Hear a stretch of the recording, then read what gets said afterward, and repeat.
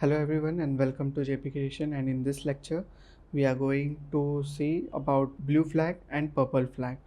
So after creating an object,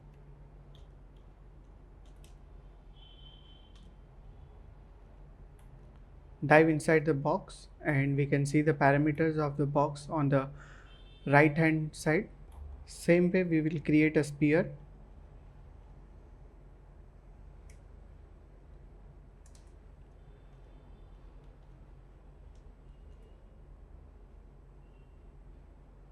Now if we give the render and display flag to the box and go to the sphere, and by clicking control and after clicking control we click on the display or render flag, it will change to purple. Purple means it is in renderable mode and blue means it is only in the viewport but it will not appear in the render mode. So if we go to render now, we are only able to see the sphere, not the box. So again we will come to the scene view in the viewport, and then we will set the position of both the objects. Like if we give the render flag to the sphere and move it a bit in X, after moving in X, now we can see that the box is appearing here and the sphere is appearing here on the same location. We will change the direction of the box also.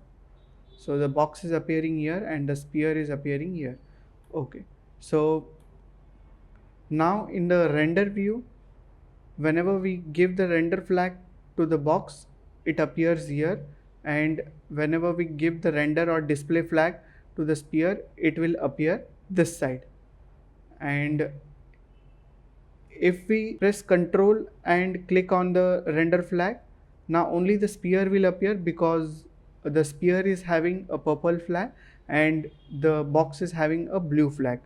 So you can note down the definitions if you want. Like blue flag, the object will display in the viewport but not in the render, and purple flag, the object will not display in the viewport but visible in the render. But if the node is having both the flags, like now the node is having both the flags, it is having the blue flag and purple flag as well. If the node is having both blue and purple ring, means it is in display and render template mode both.